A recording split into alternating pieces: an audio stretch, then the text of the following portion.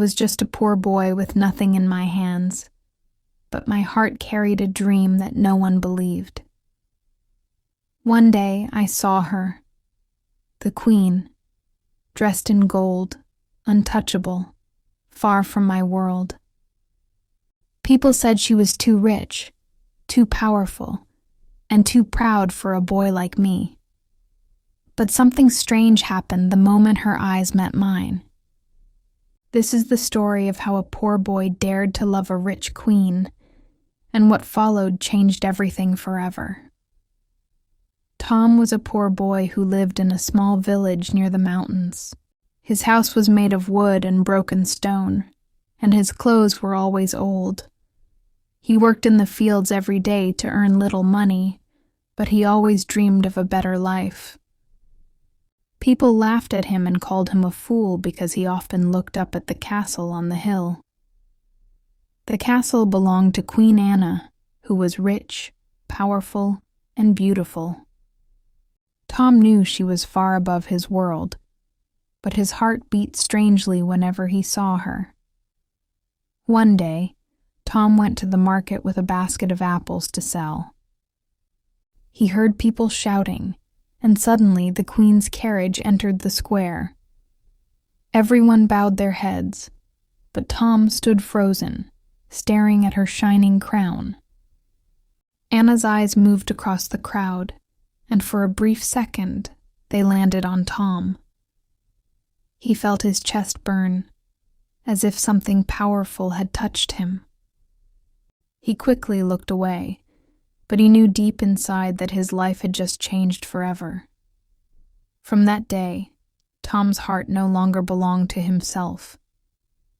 He started walking near the castle gates, pretending he was only passing by. Guards noticed him, but they ignored the poor boy. Sometimes he heard music and laughter coming from inside, and he imagined Queen Anna dancing among rich lords and noblemen. He told himself that it was foolish to dream, but his eyes still searched for her every time the castle doors opened. One afternoon, while delivering wood to a merchant, Tom saw a group of children crying. Their kite was stuck in a tall tree near the castle wall. Tom climbed up quickly and brought it down for them. The children ran away happily, but someone was watching. Queen Anna stood on her balcony, her face calm but her eyes shining with interest. She had seen the poor boy many times before, and now she wondered why his presence always caught her attention. The next morning, Tom was walking along the river when he heard the sound of hooves. Queen Anna was riding her horse, followed by 2 guards. The horse suddenly slipped near the water, and Tom ran forward, grabbing the reins before it fell. Anna looked down at him, surprised. Their eyes met closely for the first time, and Tom felt his soul tremble. She gave a small smile, thanked him softly, and then rode away. Tom stood frozen, replaying the moment again and again in his mind. That night, Tom could not sleep. His friends told him he was insane to think about the queen. "She belongs to kings and princes, not to you," they said, laughing. But Tom felt something burning inside him, something stronger than fear. He whispered to himself, "Even if I am poor, I have a heart, and my heart has chosen her." He knew life would never be easy if he followed this path, but he was ready to face it. Days passed, and Tom continued his simple work. Yet fate seemed to push him closer to the queen again and again. One evening, when he was carrying water near the castle garden, he heard a soft voice behind the wall. Someone was singing. The song was sad and beautiful. Tom stood quietly, listening, until the voice stopped. Suddenly he heard a whisper. "Who is there?" It was Queen Anna. Tom froze, afraid. But before he could run, she said, "I know it is you, the boy from the village." Tom's hand shook, but he answered, "Yes, my queen. Forgive me. I was only passing." Anna was silent for a while. Then she spoke again, softer this time. "Do not be afraid. I remember you from the market and by the river. You saved my horse." Tom's heart raced faster. He wanted to say something, but words refused to come out. Anna whispered, "Go now, before the guards see you. But remember, not every wall is made of stone." Tom walked away with those words burning in his soul. From then on, Tom returned secretly to the castle wall at night. Sometimes he heard her voice, sometimes only silence. Each night made his love grow deeper. He began writing small poems on leaves and leaving them by the river where she often rode.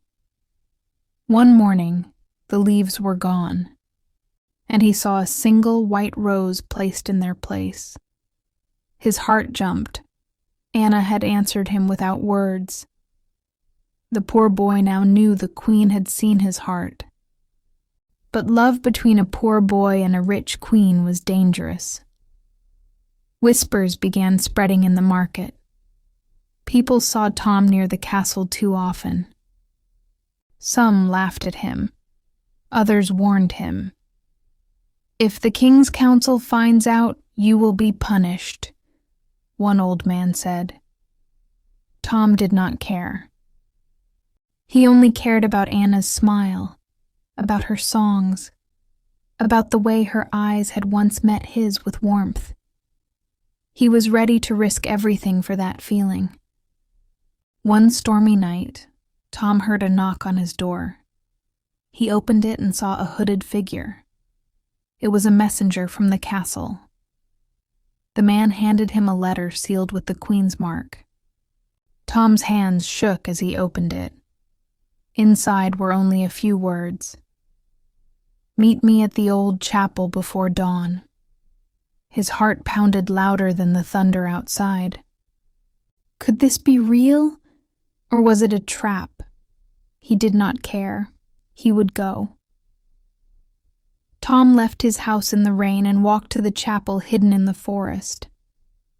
When he entered, he found Queen Anna standing alone, her dress wet from the storm.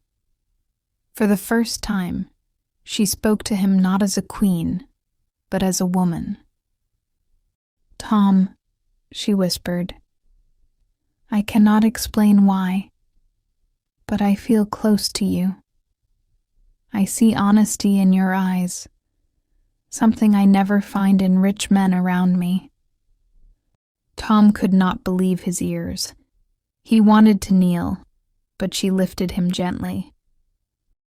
They spoke for hours, while rain beat against the old stones. Anna told him she was lonely, trapped by rules, surrounded by people who only cared for her crown.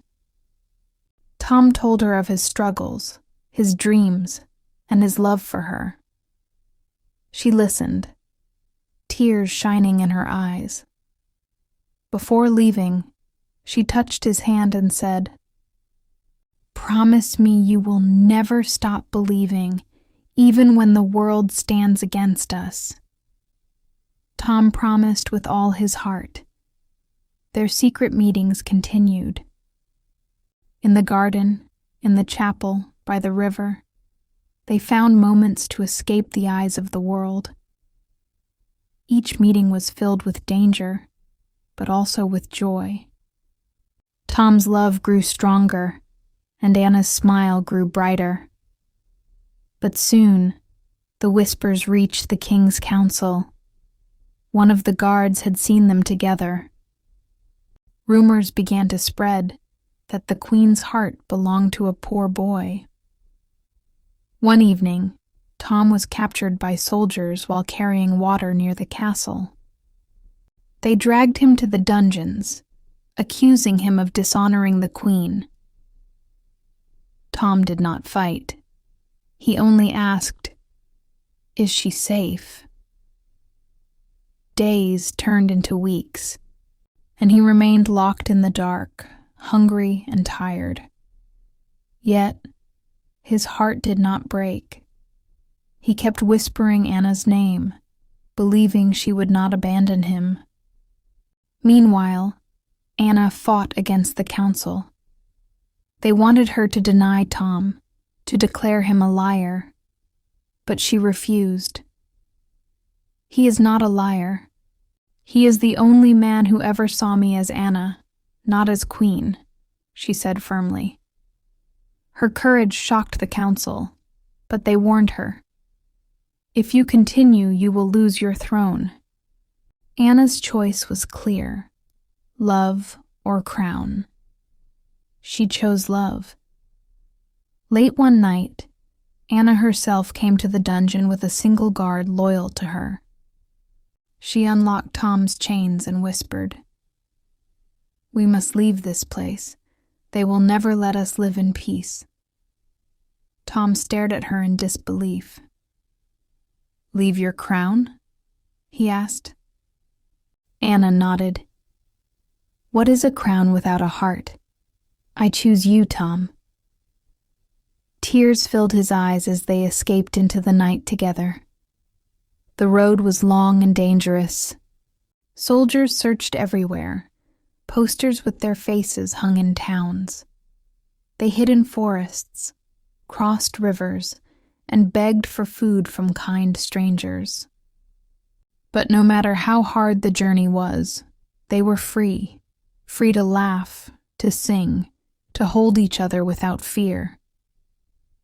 Tom often asked if she regretted her choice, but Anna always smiled and said, "I never felt richer than when I am with you."